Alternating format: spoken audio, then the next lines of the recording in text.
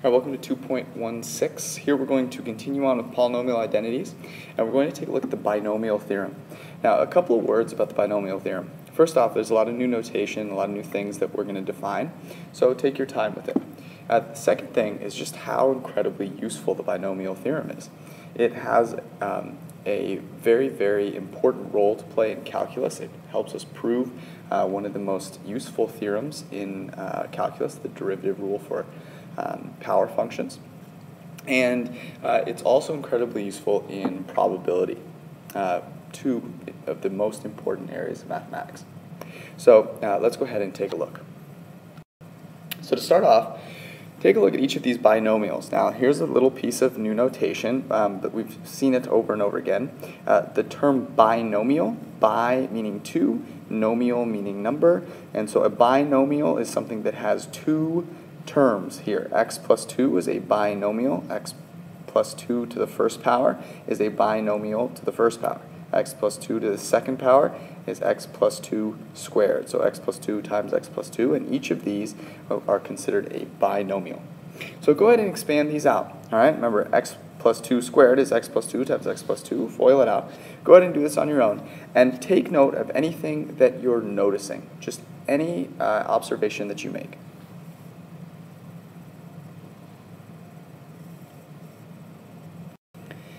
Okay, so hopefully the first four were pretty easy. X plus 2 to the 0 power is just 1. X plus 2 to the first power is just x plus 2. X plus 2 squared, you can FOIL this, or do x plus 2 times x plus 2, and you get x squared plus 4x plus 4. And x plus 2 cubed is a little bit harder, right? Here what I would have to do is I'd have to do x plus 2 times x plus 2 times x plus 2. And so here we could multiply these two together, and then whatever we got from this we would multiply by x plus 2.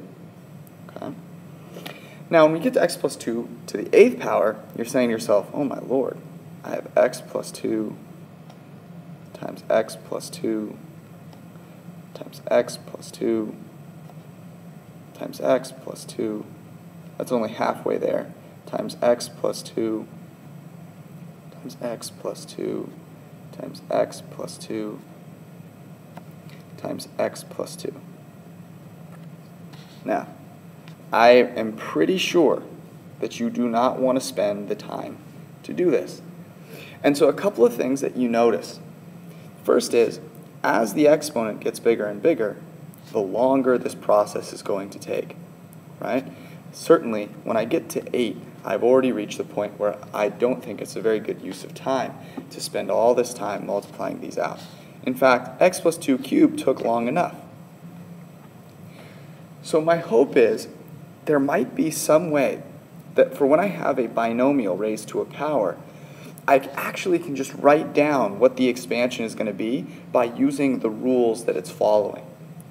So when I'm looking for a rule, looking for a theory as to what is actually happening, I can look to my examples here, noticing some of the patterns. Notice that the exponent here, 0, 1, 2, 3, that shows up in the first term, right? Because when I have, for example, x plus 2 squared, I'm going to end up with an x squared because I'll have an x times another x. And similarly, with x plus 2 cubed, I'll have x to the third power. Also notice that the last term is the last term in my binomial, so 2 to whatever power I have, 2 to the first. Here I have 2 squared because I'm going to have a 2 times a 2. And here I'll have 2 to the third power, or 8, because I'll have 2 times 2 times 2. So what we're noticing is, you know what, there might be some patterns that I can take advantage of, that I can actually say will work no matter what my exponent is, and no matter what the two things inside are, what the terms in the binomial are. And this is exactly the aim of the binomial theorem, to figure out a rule for any binomial raised to any power, what will the expansion look like? So let's go ahead and take a look at that now. Okay, so the rule that we're trying to figure out is, what is the rule for taking a plus b and raising it to the nth power? What am I going to be getting whenever I do this? And this is for any binomial a plus b, and so what we need is to represent each of these possible terms with a variable, a and b, so that no matter what they are, we know what the rule is going to be, and we can expand it. So to start off, let's take a look at the first few cases. Remember, when you're trying to prove something, when you're trying to show, and as we are here, right, what our end goal is, we're trying to say if you have a plus b to the n, that is exactly equal to something, and I want to show what this rule is going to be. What is it that a plus b to the n is equal to? So what I'm going to do is I'm going to start off looking at what happens when I do a plus b to a fairly simple power, right? 0, 1, 2, 3, 4. Let's go ahead and start out with a plus b to the 0. Now, I would like to write this out and really clearly show what is a plus b to the 0. Well, that's just a plus b to the 0. There's nothing really to write out, and whenever I raise something to the 0, I end up with 1. So that's just going to be equal to 1. Notice I'm giving myself plenty of space over here. All right, what about a plus b to the first power? Well, again, this is pretty simple. I'm just going to end up with a plus b because I'm raising it to the first power.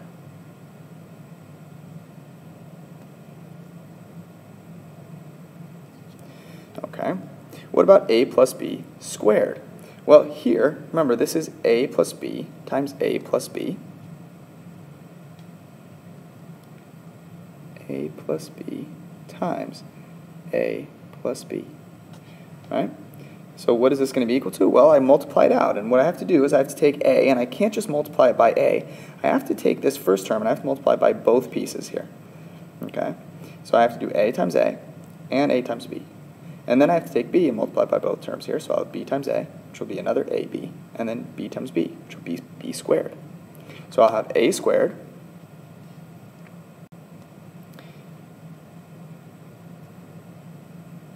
then I'm going to have a times b and another a times b, meaning I'll have 2 of those a times b values.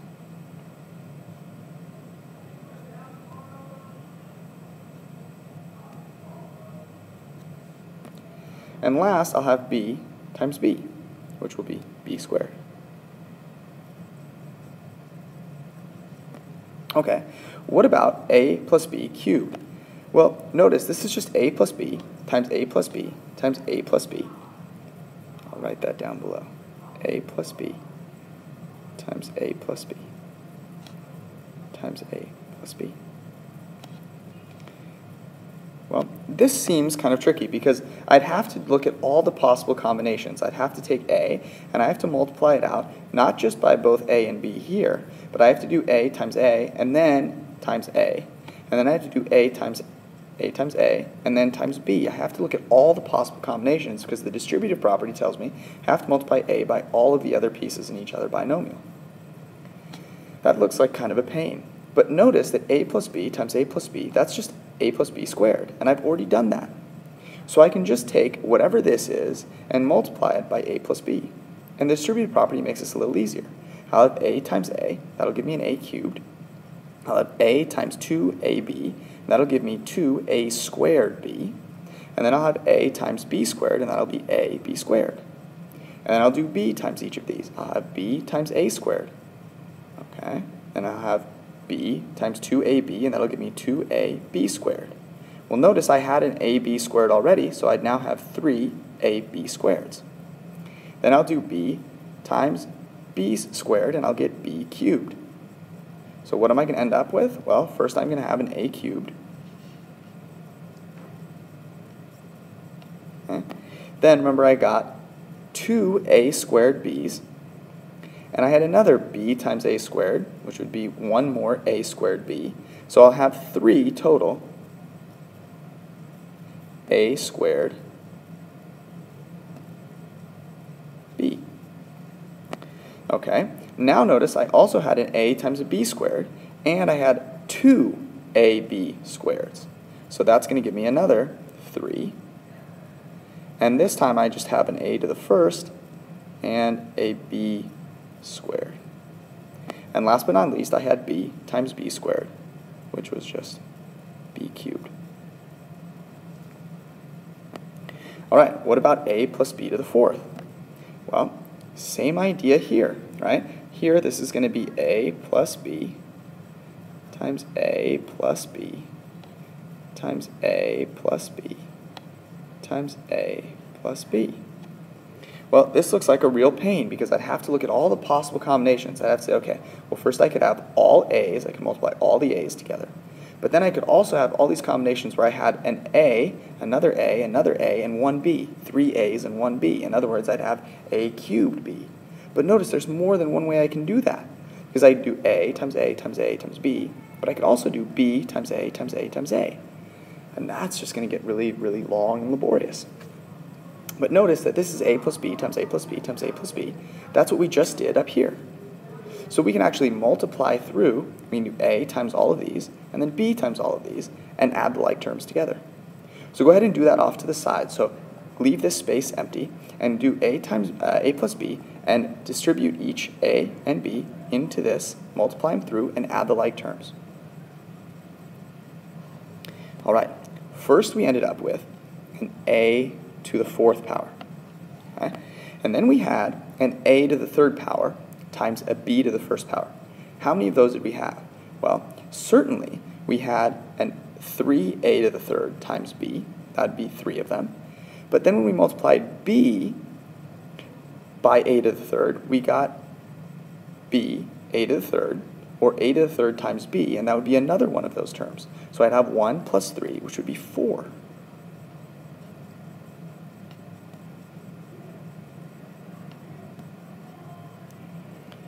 Okay. Then I had A squared times B squared. How many of those did I have? Well, when I multiplied A by 3AB squared, I got 3A squared B squared. And when I multiplied B by 3A squared B, I got another 3A squared B squared. So I ended up with 6A squared B squareds. Okay. What happened next? Well, I had A times B cubed. That gave me an AB cubed. When I multiplied B by 3AB squared, I got 3AB cubes. So I got 1 and 3, and I add those together, and I ended up with 4A times B cubed. And then last but not least, I had B times B cubed, and that multiplied together to be B to the 4th. And so then I was all done. Now what I want to notice is the pattern that I'm continuing to see. So what I want you to do, and to come in tomorrow ready to talk about, is what are the patterns that you're noticing? And I'll give you a couple of things to look at, and your goal is to write down. So here's what you need to do. You need to write down 3 patterns that you notice. 3 patterns that you notice. List them, 1, 2, and 3. And after you've noticed those patterns, you're going to try and write out what A plus B to the nth power should be. Now, if you find that really challenging, that's okay. What I then want you to do is take it a step back. Try A plus B to the 5th. And try using your patterns that you noticed to write out A plus B to the 5th. I'm going to give you a couple of tips. Remember, you have to look for 3 patterns. Here are some places to look. Look at what's happening to the power of the first term, A, as you move to the right. What's happening to that power? Also notice what's happening to the power of your second term, B, as you move from the left to the right. Okay?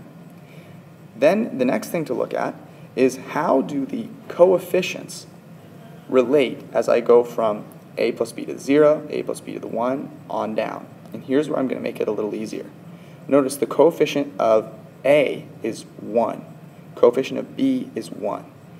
1, 1, 1, 1, 1, 1.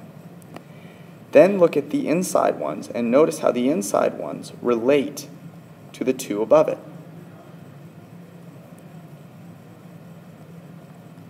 All right, so I've given you a couple of hints. Try and write down the 3 patterns and use them to write out A plus B to the 5th, and then as a final piece, try and write out A plus B to the n.